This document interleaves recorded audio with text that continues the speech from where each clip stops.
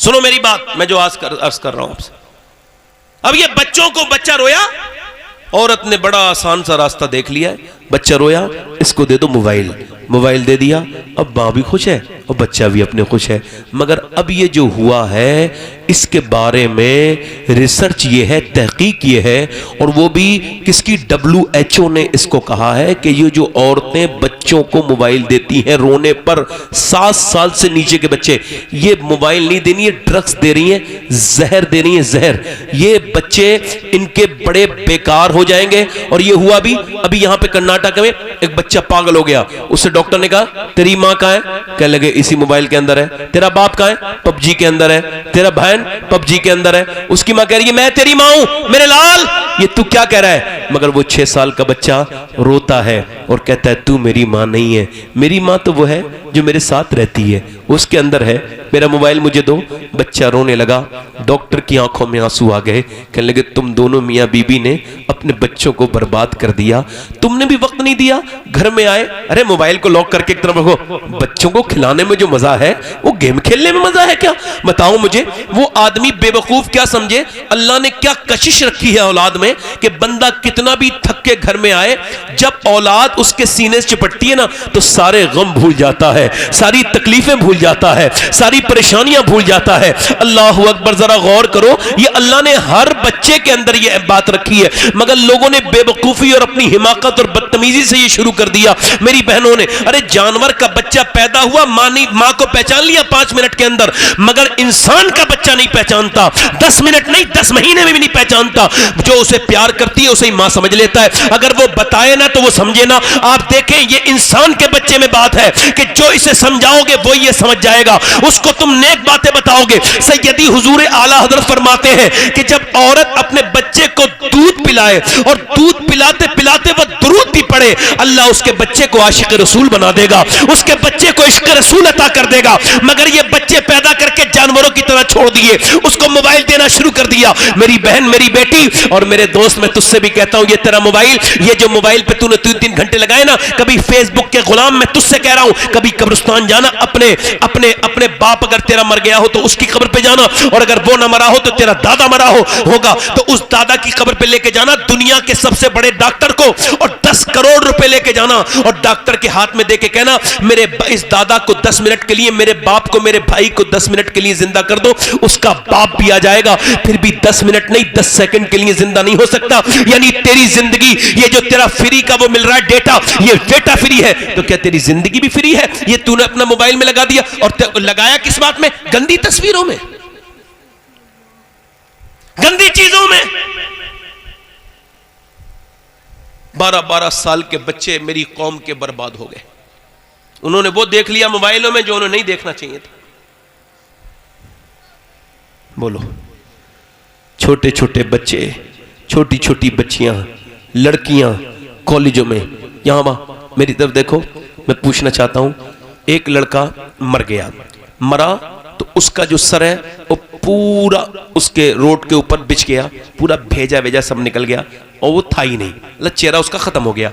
वो मोटरसाइकिल पे जा रहा था, कानों में लीड लगी हुई थी, आवाज नहीं आई, पीछे ट्रक वाले ने आवाज बता दी, मगर फिर ट्रक को आखिर में इसको मजबूरी में कुचल दिया, उसने मर गया, ये इसने मर गया।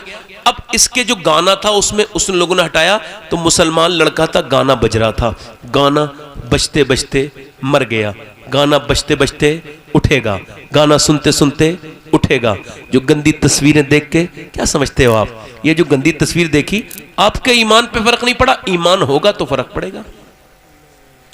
एक मेरी बात ध्यान से सुनो जरा, अगर एक पाबंदे नमाज आदमी, एक वक्त की मेरी बहन कोई नमाज उसकी न पढ़े, कोई मेरा भाई, तो उसको एहसास होता है, बेचैनी होती है, नमाज नमाज नमाज, और एक बेनमाजी, उसको कोई फर्क नहीं पड़ता। ऐसे ईमान वाला ऐसी कोई चीज देख ले, हजरते उतबा बिन गजवान, एक लड़की को सामने से देखा और एक लड़की को देखा, आंख निकाल के धोखे से पड़ गई नजर, तो आंख का गुल्ला निकाल के फेंक दिया। और हजरत अबू मूसा अशअरी आए, कहने लगे ये क्या किया?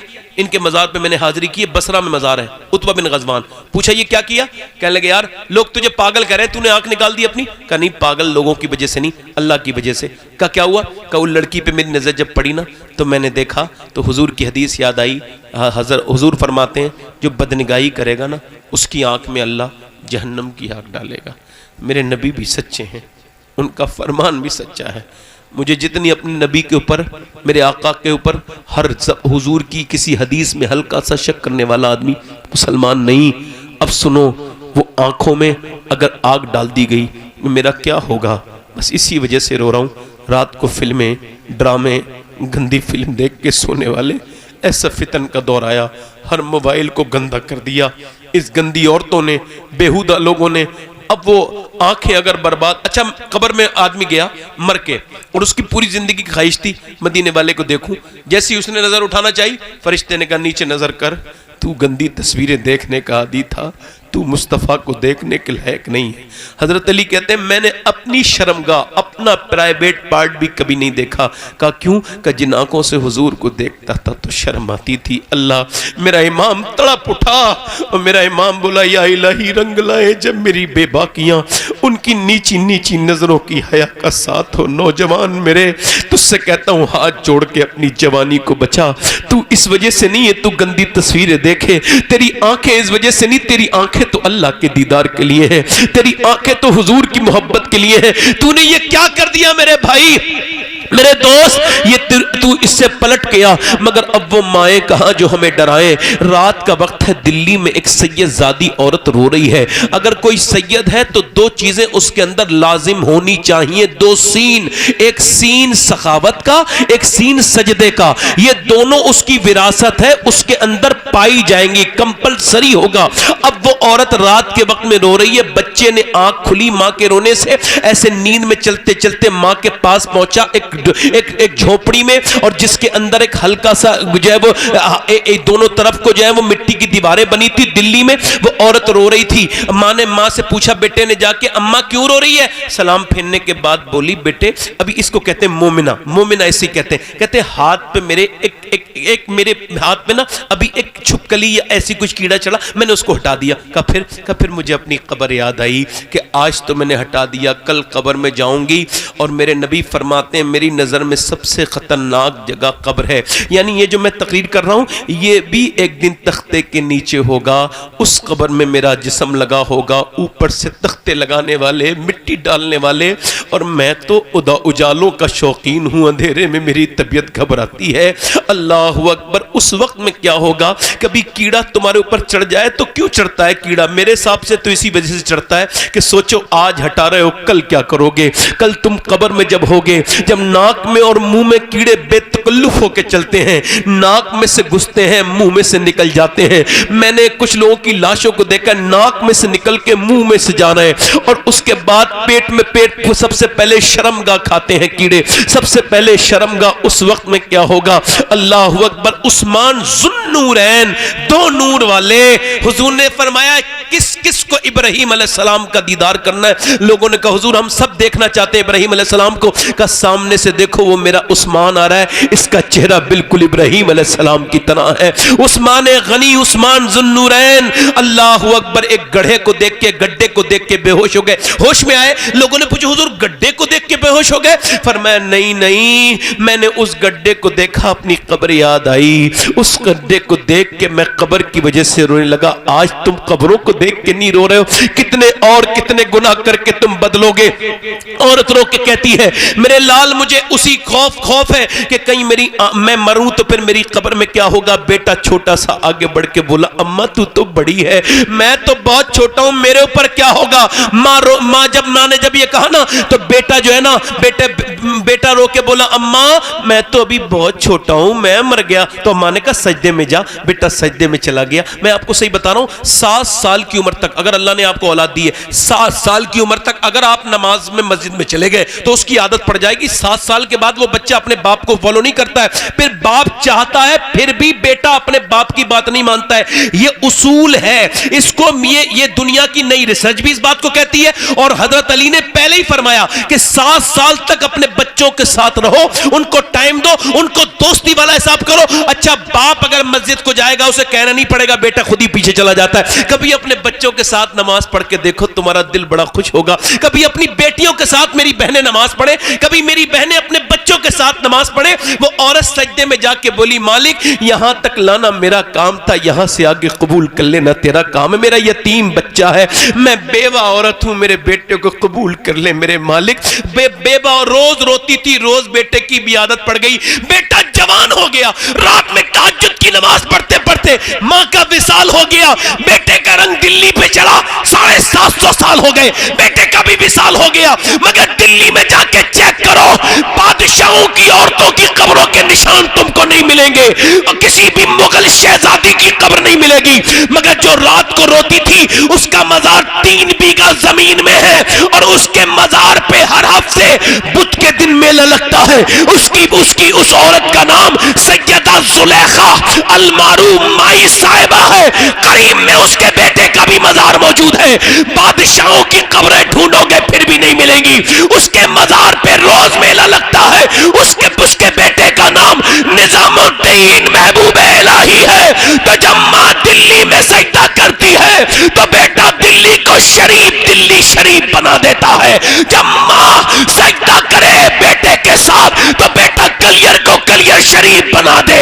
जब मां सजदा करे मैं अपने बेटे के साथ तो बेटा बहराइच को बहराइच शरीफ बना दे। जब मां सजदा करे बेटे के साथ तो बेटा सजदा करके उसे देवा को देवा शरीफ बना दे। जब मां सजदा करे बेटे के साथ तो बेटा मोइनुद्दीन चिश्ती अजमेर को अजमेर शरीफ बना दे।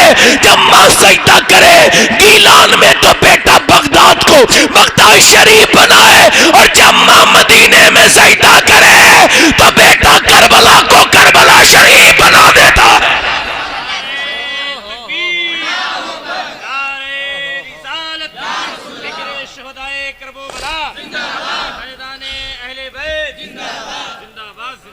दिल लग रहा है नहीं लग रहा है? कितने लोगों का लग रहा है? हाथ उठा के बताओ। माशाअल्लाह। हुसैन बनते नहीं खुदा बनाता है। जल्दी बोलो, हुसैन बनते नहीं, हुसैन बनते नहीं खुदा खुदा बनाता है। तो तुम अपने बच्चों को कैसा बना रहे हो? हुसैन जिगर बड़ा है, जुल्म के खिलाफ खड़ा है। बयान करूं करबला थोड़ी सी?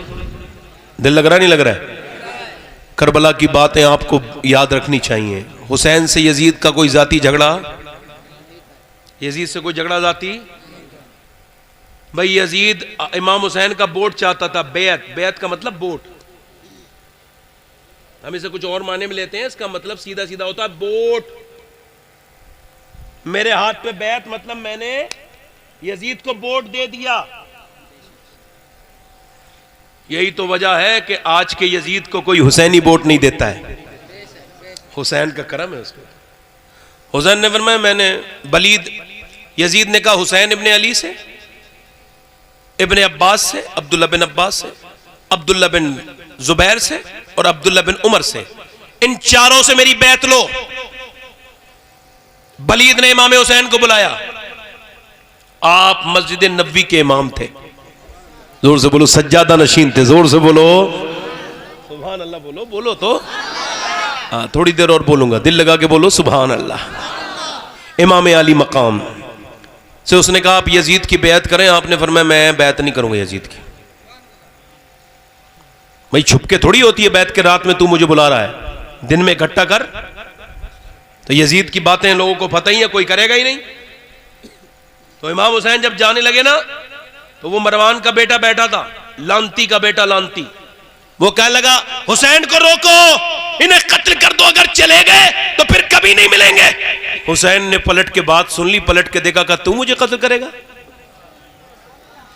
तलवार बाहर को निकाली, आ निकल के आ, तुझे पता है मैं कौन हूं? हाय हाय, जोर से तो बोलो यार। उसके पसीने आ गए, जहां बैठा था वहीं पसीने में नहा गया। फिर इमाम ने मदीना छोड़ा। बहुत शॉर्ट बयान कर रहा हूं, शॉर्ट कर रहा हूं, करबला को शॉर्ट। मदीना छोड़ दिया इस वजह से अगर मैं मदीने में रहूंगा तो मदीने में झगड़ा शुरू होगा, और मैं नहीं चाहता कि उस्मान गनी 22 दिन 23 दिन भूखे रहे, मगर उन्होंने मदीने में मदीने की तकद्दुस की वजह से तलवार नहीं उठाई। फरमाया मैं भी वो नहीं बनाऊंगा। अपने नाना के मदीने के एहतराम में, इस एहतराम में मदीना को समझो, मदीना क्या है, इससे एहसास करो हुजूर का शहर क्या है, इससे गौर करो वो शहर मदीना कैसा है। कि जहां से हुसैन जब निकले, जब 8 दिन बंदा रहता है ना मदीने से, वापस निकलता है तो बड़ा ज़ारो कतार रोता है।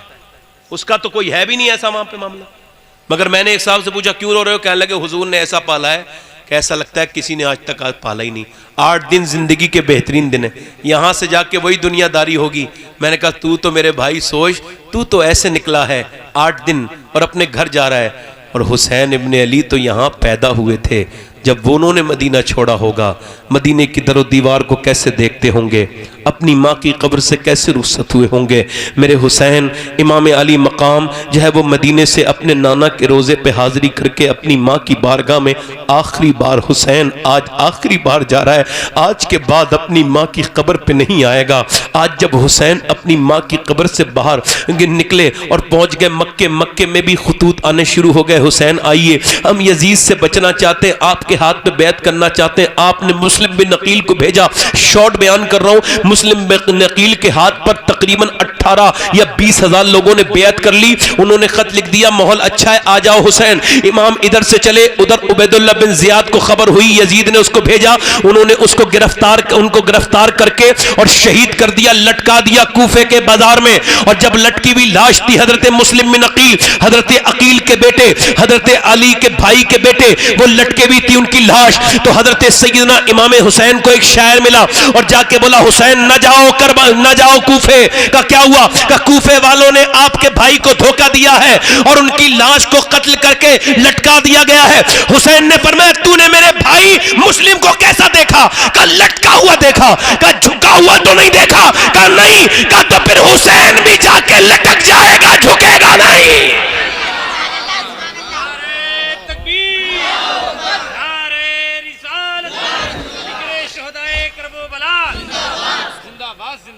झुकेगा?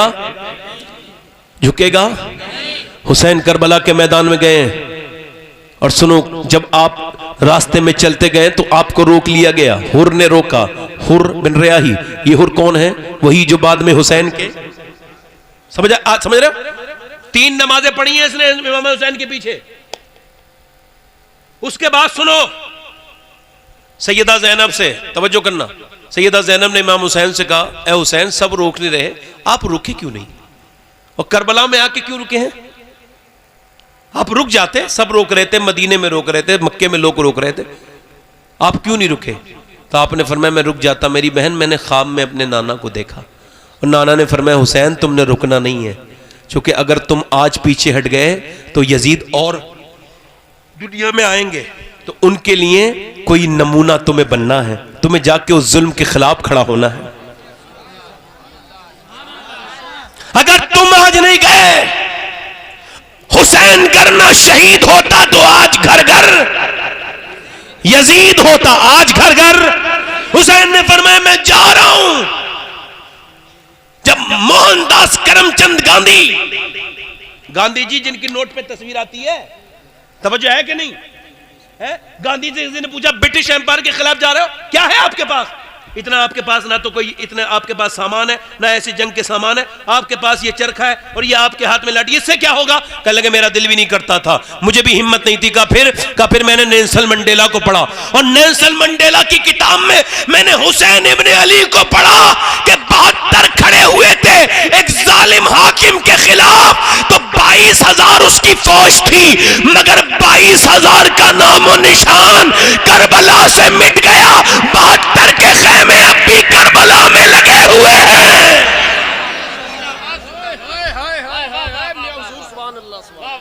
72 खेमे, जल्दी बोलो, 72 के खेमे वही हैं जहां लगाए थे हुसैन ने, जहां खेमा गाड़ा था वही है। तवज्जो है कि नहीं? हुसैन करबला के मैदान में रात को कहते हैं लोगों सुबह से जंग शुरू होगी, 3 दिन हो चुके हैं, 2 दिन हो चुके हैं, तीसरा दिन कल को निकलेगा। मेरी मेरा जितना भी मामला है वो यजीद के साथ है, तुम्हारा कुछ नहीं है, तुम सब जा सकते हो। और तुम्हें शर्म आ रही होगी, लो मैंने चिराग बुझा दिया, अंधेरा कर दिया, अंधेरे में निकल जाओ। इमाम अली मकाम ने चिराग बुझाया, फिर 10-15 मिनट के बाद जब चिराग फिर जलाया तो देखा सब बैठे हुए रो रहे थे। हुसैन ने फरमाया गए नहीं आप लोग? रोने लगे, कहने लगे हुसैन हम उन्हीं लोगों की औलादे हैं जिन्होंने 313 के बगैर तलवारों के आपके नाना का साथ दिया था। जब नाना को छोड़ के नहीं गए हमारे बाप दादे, तो हम उनके गुलाम आपके नवासे को छोड़ के कैसे चले जाएंगे? हुसैन कहाँ जाएंगे? हुसैन ने फिर अपने खानदान के अपने भाइयों से कहा, और जब आपने हजरत कासिम से कहा, इमाम हसन के बेटे से, कि बेटे तुम चले जाओ, अभी जवान हो, जिंदगी जीना, जाओ जाके करबला में तुम्हारे खिलाफ नहीं, यजीद मेरे खिलाफ है। जब इतना कहा तो हजरत कासिम रोने लगे और आगे बढ़ के आपके पास बैठ के बोले, आपने चचा मेरे दिल में बड़ी तकलीफ पैदा कर दी।